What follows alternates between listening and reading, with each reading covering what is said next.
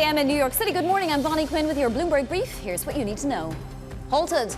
President Trump terminates trade talks with Canada after Ontario runs an ad featuring a 1987 Reagan address extolling free trade. Intel coming back. Intel returns to profitability after a turbulent year. Meanwhile, the Trump administration is making a move to speed up power grid connectivity for AI data centers. And the return of the data. Well, some of it. The September CPI report expected to cross at 8:30 Eastern with data gathered before the shutdown. So let's take a look. We are pointed higher for futures today. This after the S&P 500 did finish higher yesterday. We're up about 1.2% on the week for the S&P, and we're up about 1% for the Nasdaq 100. So even with all the turbulence this week and last week, we still continue to march higher. Let's take a look at the bond universe, because as Paul Donovan says today, we're getting a lone piece of data in a data drought. We do see the curve a tiny bit flatter today than it was at this time yesterday, with the 30-year yield still below 460, with the 10-year yield firmly back above 4%, and the 2-year yield climbing ever so slightly as well. And then I did want to point to a couple of currencies, because obviously the loonie is going to be in focus today. We are seeing it weaken. We're looking at the Canadian dollar at 140.21. 140.80 was the most recent high for that pair. And then the yen, look at that, it is perilously close to 153 and could continue to weaken depending on what we see CPI-wise. We did see Sanae Takeichi give her first address to Parliament and talk about spending but not actually raising taxes, so that's having implications for Japanese assets. Well, now let's get to some individual market movers. Over to London and to Valerie Teitel. Good morning, Valerie. Good morning, Bonnie. Let's start with a check on Intel. As you mentioned, they returned to profitability and actually gave a quite rosy forecast when it came to revenue. So Intel shares feeling quite excited off the back of that, up 8.5%. Now, it does show that there is some promise in the new CEO's turnaround plan. Intel has gone quickly from being the worst performing chip stock to one of the best performing chip stocks, up 90% year to date. Well, maybe today we might make that 100% gains for Intel today. Moving on to Ford, this is also another earnings story. Now, investors were comforted by the fact that they do have a plan to boost back production of their highly profitable F-150 line. So Ford stock is up 2.6%. This is despite them lowering guidance, but it does seem like investors are more comforted by this rebound plan for their truck line. Lastly, I want to check on Decker Outdoor, another earnings story here. Decker warning about an increasingly cautious consumer as we head into the holiday period. They did lower their guidance and getting punished for it in the pre-market. Decker's Outdoor down 11%. Funny. Valerie, thank you so much. Valerie Teitel there. And later this hour, we're going to be live from the Berlin Global Dialogue with the South African Minister of Home Affairs. Thus, we'll drumbeat to the CPI data with Cayla Seder of State Street. But first, President Trump is shutting down trade talks with Canada over an ad campaign funded by the government of Ontario. The ad uses excerpts from former President Reagan's address in 1987. Here's a part of the ad. High tariffs inevitably lead to retaliation by foreign countries and the triggering of fierce trade wars. Then the worst happens. Markets shrink and collapse, businesses and industries shut down, and millions of people lose their jobs. America's jobs and growth are at stake. President Trump reacting on Truth Social, writing, quote, "They only did this to interfere with the decision of the U.S. Supreme Court." In caps, tariffs are very important to the national security and economy of the USA. For more, Bloomberg's Brendan Murray joins us now. Brendan, where does this leave US-Canada, given that Ontario is not Canada, but it is having national implications for the country? Yeah, I think you've got two real issues here. One is sort of the tantrum that Trump has thrown based on this ad. And you can argue that the ad does kind of do some creative editing with the April 1987 radio address from then President Reagan. But the bigger issue here is the evident concern that the president has that the Supreme Court hearing is just coming up in a week and a half, and there are some people that will tell you that that there are administration officials worried that they're going to lose that case, and the president's ability to use these reciprocal tariffs and the fentanyl tariffs are going to be struck down by the high court. Now, prediction markets see about a 60% chance of that happening, and so you can tell that the president is feeling the pressure, and he's turning that against Canada and Ontario in this ad. It doesn't really affect the overall trading relationship between the U.S. and its number 2 trading partner, but it definitely sets the tone for upcoming talks to review the USMCA agreement over the next 6 months. It sets the tone at a fairly low place, and they weren't high to begin with. So we'll have to see how it plays out and how Prime Minister Carney responds. Exactly. Can he insert himself into Doug Ford's fight? I heard a guest earlier on Bloomberg calling this a Punch and Judy show. If we move to a different theatre of trade, how is it looking with Beijing ahead of US-China talks? We had France's President Macron telling the EU to consider tougher trade tools against China as well today. Yeah, exactly. Going into these talks, the U.S. is very concerned about the latest move from China to raise its export controls on rare earths. And the question was, will the U.S. be alone in pushing back on that? And the answer that we're seeing unfold is no, they're not. Japan has come out strongly against what China is proposing. And now we hear the president of France making similar comments that the world needs to kind of unify behind the pushback on this. The talks between the U.S. and China are going to play out over the next couple of days in Kuala Lumpur between Treasury Secretary Bessent and his counterpart. The rhetoric has been pretty tense between the two sides going into this, but this is the pattern that we've seen over the previous 4 rounds of talks. They escalate the talk and the threats, and then they de-escalate once they get in a room and try to hammer things out. It's not in either side's interest to elevate this trade war and slap tariffs on each other's goods or raise export controls. So the base case here is that they're going to come away with some sort of extension of the truce, another 3 months or maybe even longer. South Korea says the country and the US are now still sharply divided over the cash portion of this $350 billion investment pledge. What's happening there, Brendan?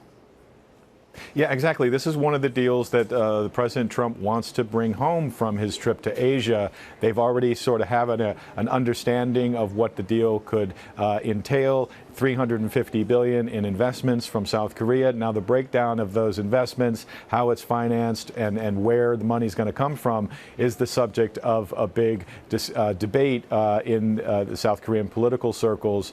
They don't want to give away too much, but by the same token, they don't want to face the prospect of higher tariffs that would put them again at a disadvantage against Japan, especially in the auto and steel industries. So the outcome is still uncertain, but it's just another example of you announce a deal and then you start negotiating the details, and it's very hard to get to a conclusion in the short time span that the Trump administration wants to operate in. Yeah, so much left to finalize. Brendan Murray, our trade czar, thank you so much. Meanwhile, the Trump administration is pushing regulators to rapidly step up the pace at which data centers are connected to the power grid. The move aims to help President Trump's AI ambitions and support the growth of the data center industry. For more, we're joined by Matthew Bloxham of Bloomberg Intelligence. So this is obviously, a push from Chris Wright, the Energy Secretary, in some ways, Matt, and it should be a good thing, right? Speeding up this regulation process. Yeah, it should be, and they're looking to kind of cut the lead time to about 60 days. So I think certainly it's a positive sign for the AI and cloud industry, but it does come with some, potentially serious implications for the kind of US power grid. If you connect AI data centers to the power grid too quickly, you could impact supply for consumers and regular businesses. So I think, even though they're going to expedite reviews, there's clearly going to be some safeguards there to make sure that power is being delivered to all parts of the economy. And I think that they're looking to favour expediting deals where there's actually going to be new power brought on as part of the proposal. So, should be a good thing, but it's certainly not a silver bullet. And I don't think we're going to see any quick changes in the coming months. But it's definitely an encouraging sign for the data center build-outs. Sure, and clearly a green light is one thing, but the infrastructure to actually enact, what the bureaucracy allows you to do is quite another. I wanted to ask you about Intel as well, because we've seen this huge rally, all year really, up 90% this year so far, but it did signal that a comeback is underway.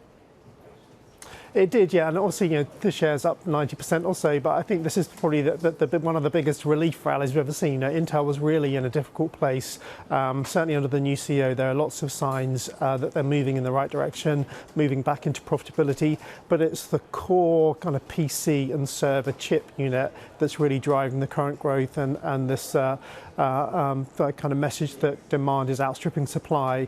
I think what analysts and investors want to see is better traction in the foundry unit. That's the part of the business that will produce semiconductors for other companies, and they're trailing massively in that area compared to the likes of TSMC.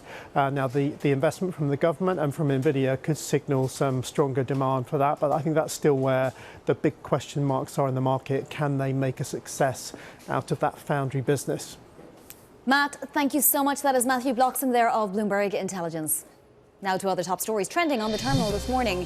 A record debt sale to fund data centers. According to sources, banks led by JP Morgan and MUFG are preparing to sell $38 billion of debt for data centers tied to Oracle. This would be the largest AI infrastructure deal to hit the market. France's private sector unexpectedly shrank in October, driven by prolonged fiscal uncertainty. The S&P PMI index dropped to 46.8 from 48.1 the previous month. The services sector was the biggest drag, recording its worst performance since February.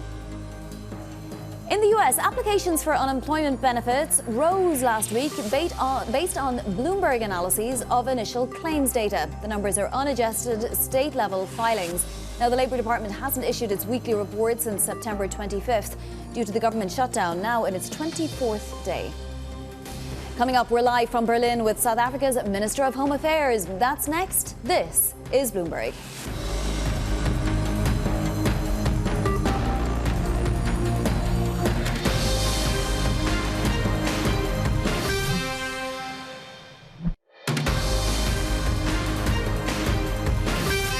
This is Bloomberg Brief. I'm Bonnie Quinn in New York. Leaders in business, politics and academia gathering at the Berlin Global Dialogue. Bloomberg's Francine Lacqua is on site with South Africa's Minister of Home Affairs. Francine. Yeah, thank you so much, Bonnie. I'm so excited to be joined by Leon Schreiber to talk, of course, about everything that's home affairs related in South Africa. Minister, thank you so much for joining us. Look, I know you've been focusing a lot on reforming the visa systems, which was maybe one of the impediments to growth. How's it going right now that you've put things in place? Are you starting to see what you wanted to see? Yeah, I think from the start I've been clear that I want home affairs to be an economic enabler in South Africa. And I think problems with the visa system has actually been one of the major non-tariff barriers to business, to doing business in South Africa. So I think we are making really exciting progress on this front. When it comes to businesses and corporations, the Trusted Employer Scheme has helped a lot to partner with industry and make sure we get those critical skills in at the top of the economy.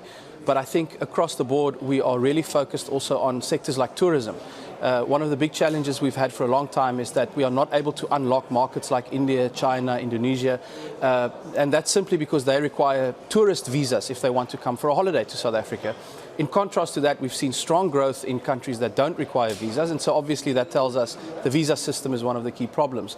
So this week, as we speak, we are rolling out live the electronic travel authorization system that will digitalize and automate the visa process, starting with tourists.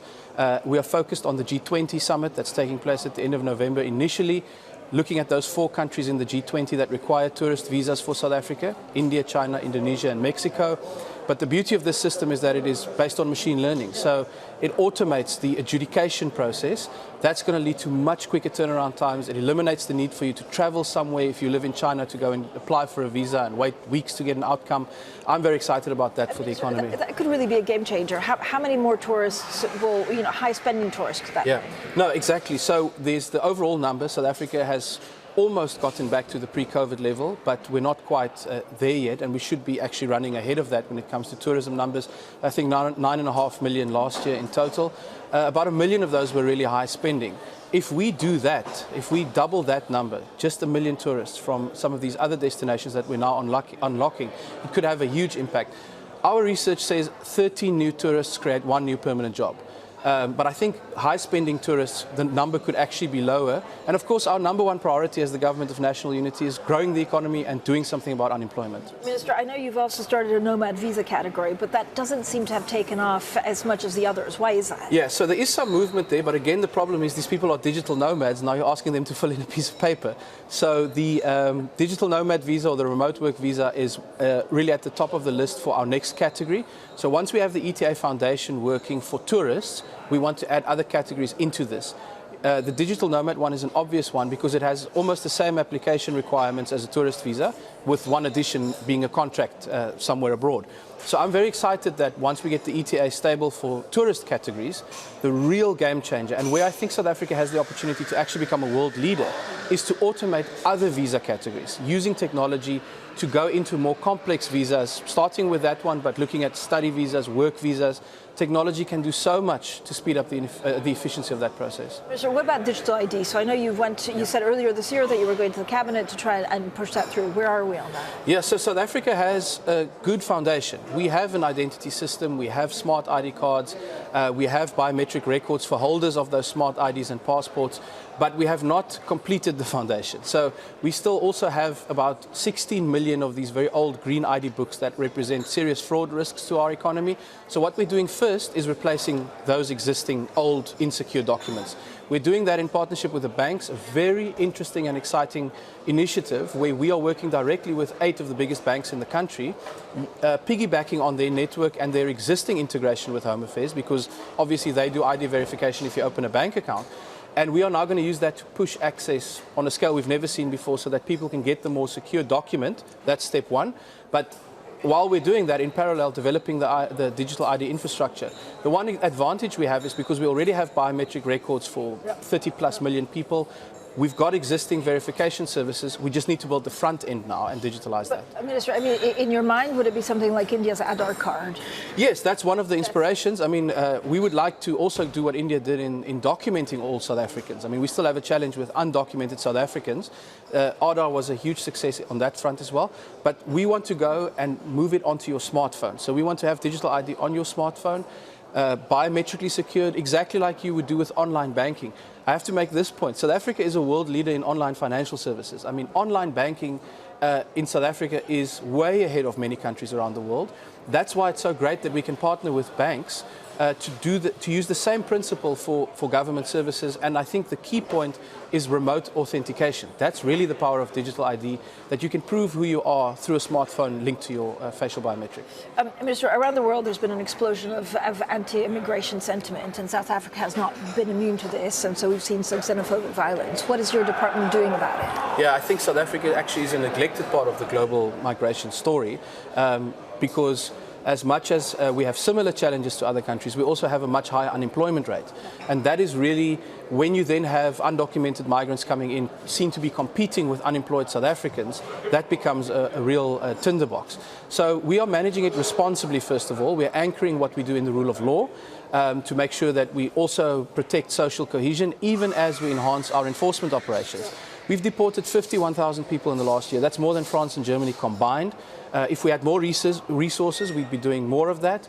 At the same time, we are digitalizing our border environment. We know for 3 decades that infrastructure was neglected, systems were not modernized. So the ETA that we were talking about is going to then be linked to automated entry and exit. And we want to actually expand that biometric tool to make sure that even if you come from a neighboring country, you have to get an ETA first so that we have your facial biometric and we link that to give you permission whether you can come in or not. Minister, also, you've been part of this coalition government since June of last year. How's it going? How are the 10 parties working together? Yeah, I think better than we have since the beginning. So I think we're in a better space now than we've been than we were initially. I think the budget dispute we had around tax increases, etc., firstly, these are quite normal in any society with a coalition government. And I think secondly, the important part of that was that we actually got over it. We actually found a way forward. So we are starting with the next budget cycle now. I'm hoping that we can do it in a less sort of public and destructive way. If we can succeed in that, I think that builds another layer of confidence that we actually are working pretty well together. And I would also make the point that there are some coalition governments in countries that are much more used to coalitions than South Africa that actually fell long before, and we're still going. That's a very good point, Minister. Thank you so much, Minister Schreiber there from South Africa. With that, Vonnie, I'm going to send it back to you in New York, and we'll have plenty more throughout the day here in Berlin. And we're certainly looking forward to it. Francine, Lacqua, thank you so much. Coming up, Democrats and Republicans block measures on pay for federal workers. A look at what else is making headlines in your front page news next. This is Bloomberg.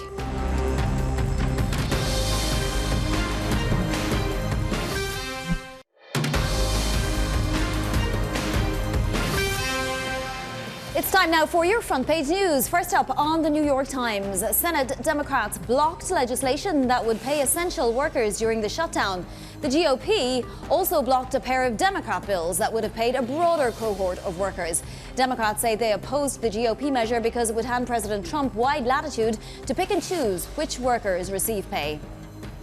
Next up, the Wall Street Journal is reporting the U.S. flew Air Force B-1 bombers near Venezuela yesterday, though they remained in international airspace. The show of force ramps up pressure on President Nicolas Maduro in a military campaign the administration says is focused on countering alleged drug traffickers from Venezuela and Colombia. And on the front page of the Financial Times, big pension funds are scooping up former private equity professionals amid a PE fundraising squeeze. The FT cites Preqin data showing PE groups raised less than $600 billion in the 12 months to June. And those are your front page stories. Next up, we're going to be talking to Cayla Seder of State Street. This is Bloomberg.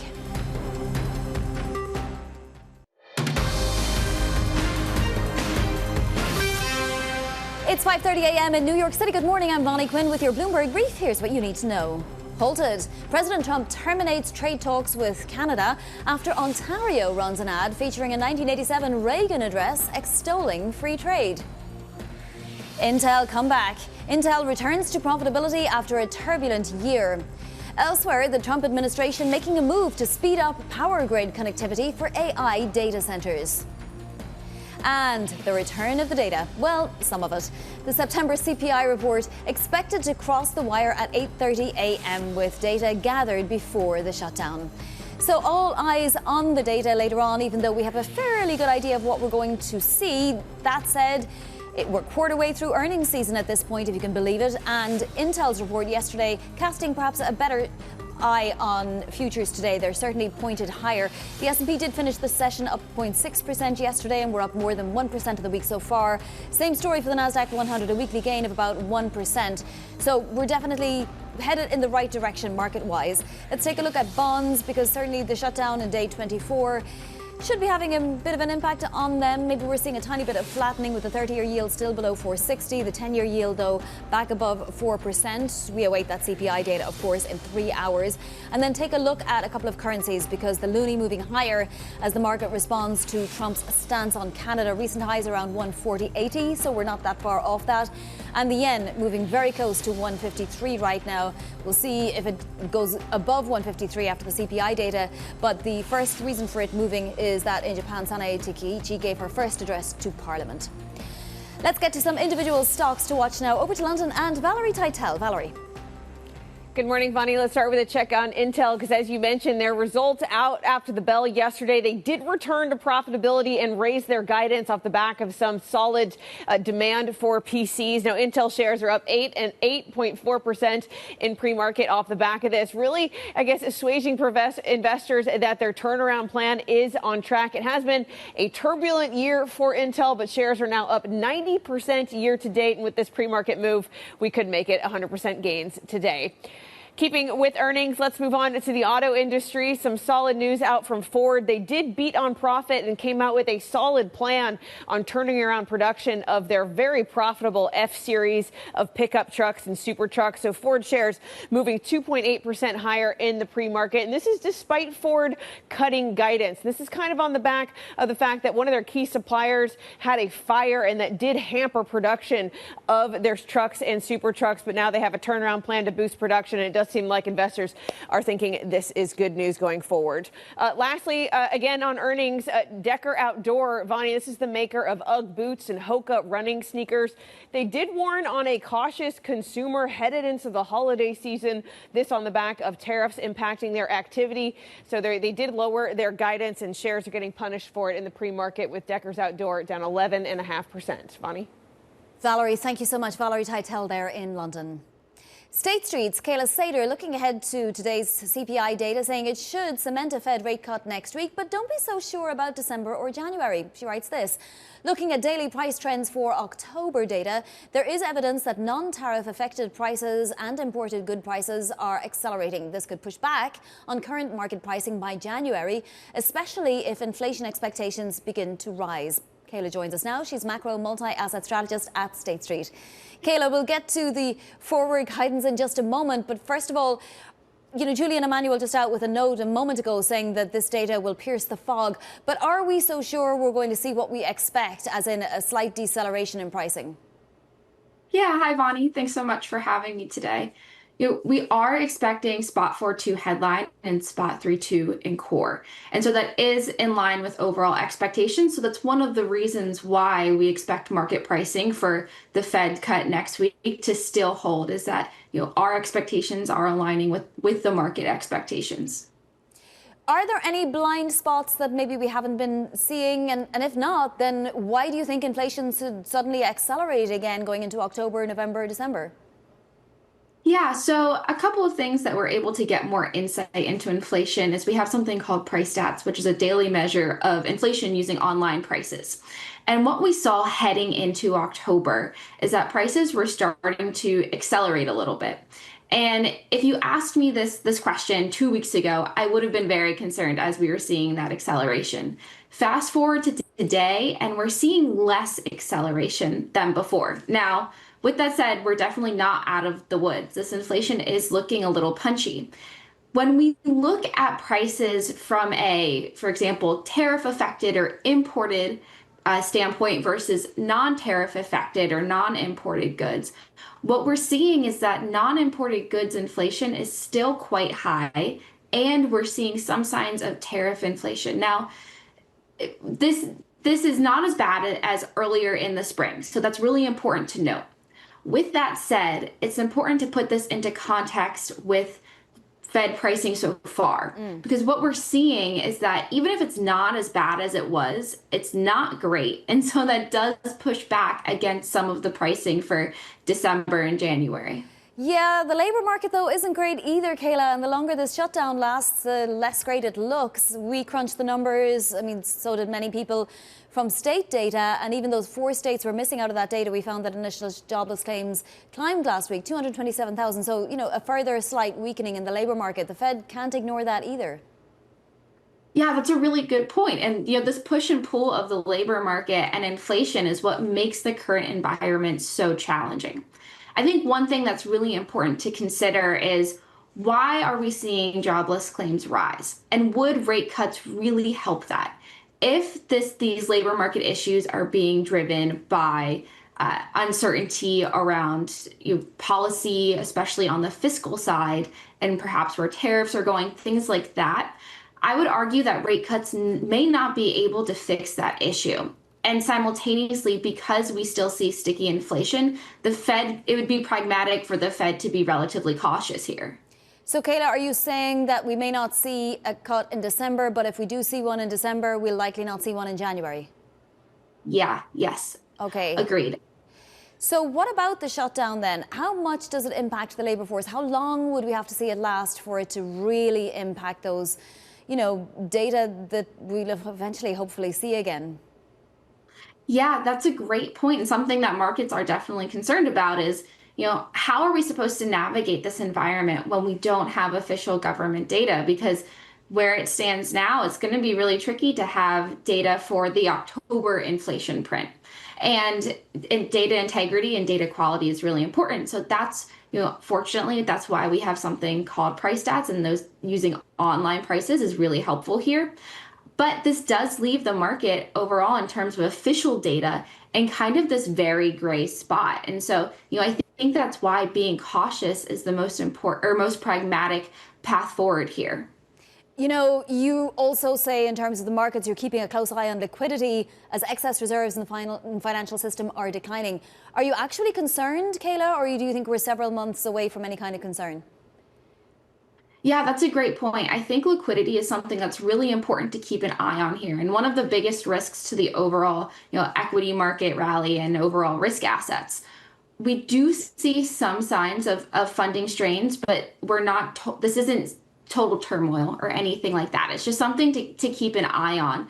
So right now there's a little bit of pressure, and it's important to look at that and thinking through what will the Fed do next week. Will they stop QT? That could help ease some of these strains, but it's something that we're keeping a close eye on that could put pressure on overall markets if it's not amended. All right, Cayla, thank you so much for joining us today, and good luck in just less than 3 hours when we get that CPI data. That is Cayla Seder of State Street. Now to other top stories trending on the terminal this morning. Chinese state-owned companies cancelled some purchases of seaborne Russian crude after the US blacklisted Rosneft and Lukoil. The global oil market has been jolted this week by the wave of US sanctions, which targeted Russia's two largest producers. JP Morgan is looking to allow institutional clients to use their Bitcoin and Ether holdings as collateral for loans. According to sources, the program, which will be offered globally by the end of the year, will rely on a third-party custodian to safeguard the pledged tokens. JP Morgan declined to comment. And Argentine President Javier Milei's approval rating fell to 40% in October, its lowest level since he took office. That's according to LATAM Pulse, a survey conducted by Atlas Intel for Bloomberg News. The figures provide the latest snapshot of voters' views on Milei before Argentina's midterm elections on Sunday.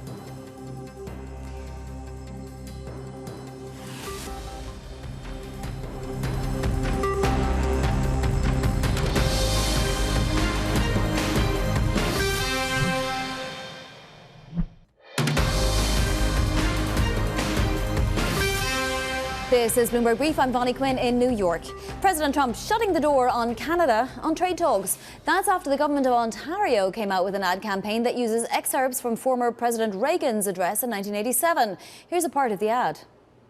High tariffs inevitably lead to retaliation by foreign countries and the triggering of fierce trade wars. Then the worst happens. Markets shrink and collapse, businesses and industries shut down, and millions of people lose their jobs. America's jobs and growth are at stake. President Trump reacting on Truth Social, writing, quote, "They only did this to interfere with the decision of the U.S. Supreme Court. Tariffs are very important to the national security and economy of the USA." For more, Bloomberg's John Harney joins us from Washington. John, I'm tempted to ask you why Ontario is running an ad about the United States, but it certainly had the effect desired, no doubt, because it got a big reaction from President Trump. Why? It certainly did. The trade dramas that have marked the Trump administration have been likened to a roller coaster. I think it's more like bumper cars, where you never know when the next collision is coming from or from what direction. So this, as you point out, is not the work of Mark Carney, the Prime Minister of Canada, who has been trying to reach accommodations with his giant to the south, but from the government of Doug Ford, the combative Prime Minister of Ontario, who in some ways has some resemblances to Donald Trump. He comes from a conservative political family. His brother Rob was a notorious mayor of Toronto some years ago. But he has been a staunch opponent of the tariffs, and he has certainly gotten a reaction from the United States. Well, Doug Ford and Donald Trump got into it once before. We may remember that. That was pretty serious at the time, but then there was apparently phone calls between the two, and I don't know, maybe their personalities are alike, but it seemed to all go away. Can this happen this time? Of course it can. I mean, there's the nature of these dust-ups, clashes, conflicts always seem to be transitory, perhaps. But the tariff agenda of the Trump administration remains, and the Canada-United States trade relationship is in peril at the moment. Absolutely. You talked about bumper cars. A previous guest on the network said it was like a Punch and Judy show. But separately, Trump is also planning to open almost all of the U.S. coast to offshore drilling. Can you tell us a little bit more about these plans and when they might come to fruition? This is all part of the Trump administration's determination, ever since his first administration, actually, to pursue an agenda of what they call energy dominance, which means fossil fuels, oil, coal, to a lesser extent perhaps, and natural gas. Now, many of these areas have been put off limits by previous presidents, including Donald Trump, who wanted to, who's responding to complaints or concerns by governors of certain coastal states that oil drilling could damage beaches that were very important to their tourist industries. This will certainly be opposed and end up in court, with perhaps extended litigation by environmental groups and of course, various state governors. At the same time, the oil companies have been not too keen to pursue new offshore drilling because, of course, of the cost, and the price of oil has not been too attractive at various points. So many players with a voice in this particular debate. John, thank you so much. John Harney there in Washington. Staying in Washington, the Trump administration pushing regulators to dramatically accelerate the pace at which data centers can be connected to the power grid. This as President Trump continues his push to support the growth of the data center industry. Let's bring in Matthew Bloxham of Bloomberg Intelligence for more. Matt, this is very interesting because for sure you would have to imagine that the impetus is the right kind of impetus, but is it even doable? Yeah, well, so the proposal's looking to limit the review time to 60 days. At the moment, some of these reviews for connecting data centers to the grid can take years. Obviously, lots of competing interests here. AI data centers are putting pressure on energy supply, potentially pushing up pricing for consumers and businesses, and potentially limiting power to those consumers. So I think this is a delicate issue, and it needs to be kind of handled quite carefully. I mean, obviously, the AI industry is going to be delighted to kind of hear anything that kind of removes red tape for them in terms of bringing new capacity on stream. But it needs to come with clear plans to actually increase the amount of power that's provided to the grid. And I think part of these proposals that we've seen do suggest that there will be some kind of checks and balances to make sure that all different consumers of electricity are actually being served appropriately in the US. So separately, I want to ask you about Intel because it was a little bit of a surprise, to say the least. It rallies and it continues to rally now in the pre-market after it gave a forecast that signals a big comeback is underway. How surprised were you, and is maybe the enthusiasm overdone? Yeah, Intel's come a long way since the dark days of the last couple of years under their new CEO, definitely making a lot of progress. What we saw in the results overnight and what they're talking about for the kind of forward, maybe kind of 12 months or so, is strong demand for their kind of core PC and server CPU products. Now that's encouraging, but growth is still quite tepid, 2 or 3%. What's important, I think, is that the new CEO has returned the business to profitability. He hasn't changed the strategy that much, but he's brought a lot more financial discipline to the company rather than just kind of spending money willy-nilly. I think that the issue that people are really looking for them to continue to make more progress on is their foundry business. So that's the bit of the business that makes semiconductors for other companies. That's still struggling. That actually missed expectations in Q3, and it's where they've still got a lot of work to do. It's where there's a huge opportunity, but they do need to convince other technology companies to rely on Intel to produce their chips for them. And obviously there's a lot of competition out there, particularly from the likes of TSMC. But obviously with the backing of the government and with investment from NVIDIA, there's definitely an opportunity there for them. Absolutely. Well, if this pre-market gain holds, we'll be up almost 100% on the year for Intel. Matthew Bloxham of Bloomberg Intelligence, thank you so much. In other earnings news, Ford shares rising in the pre-market after the automaker posted an earnings beat and signaled it will largely bounce back from a fire that disrupted a key supplier. CEO Jim Farley spoke with Bloomberg's Matt Miller about the road ahead, including Ford's EV strategy. It's a very dynamic market. We've been the market leader in the U.S. for a couple of years now. I think GM has now moved into second place. We came into the market 4 or 5 years ago with Lightning and Mach-E and E-Transit, and we have learned a lot.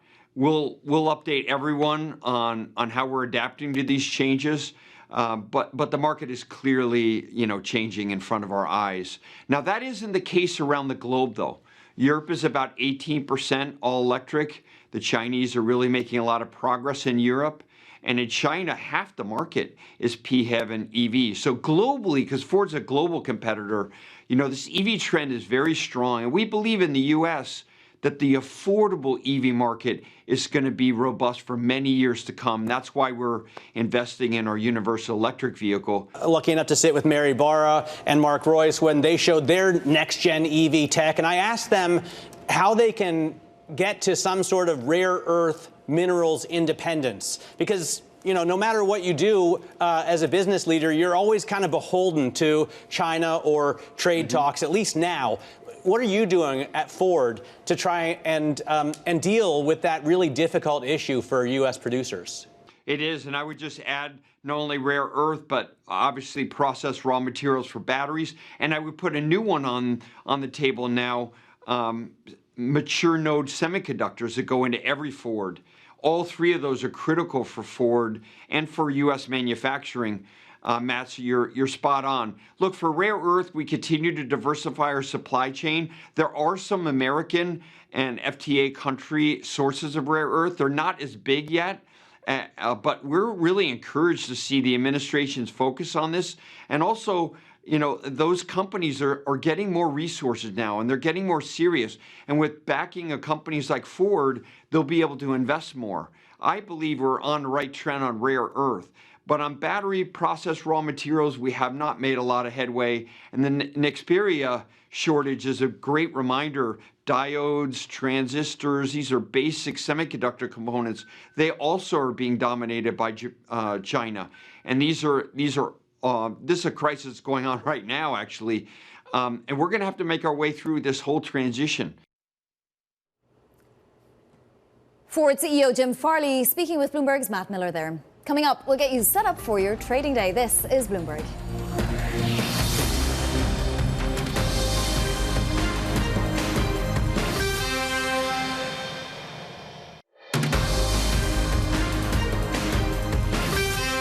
This is Bloomberg Brief. I'm Bonnie Quinn in New York. Now a look at what's ahead today. It's a slower earnings day, but we do get results from Procter & Gamble and General Dynamics before the bell.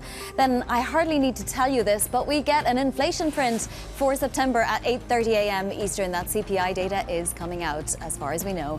Plus S&P PMI data as well at 9:45. And tonight, President Trump is leaving for Kuala Lumpur, kicking off that week-long trip in Asia. Let's take a look at some pre-market movers. So Intel, obviously, it returned to profitability, gave an upbeat forecast, and those shares up more than 8%. If this gain holds, the company will be up almost 100% year to date. Newmont Mining is down 6%. Now, its production guidance for 2026 did disappoint. Also, lower gold prices, relatively speaking, weighing on the shares just a little bit recently. But it's important to note this stock is up 150% year to date, thanks to those gold prices in particular. Decker Outdoors down nearly 12%. It can't catch a break. It's the maker of Hoka's. Obviously, that's its primary growth driver, extending this double-digit dip on weak sales forecasts. And that stock is down 50% year to date. That's it for Bloomberg Brief. Surveillance is coming up. This is Bloomberg.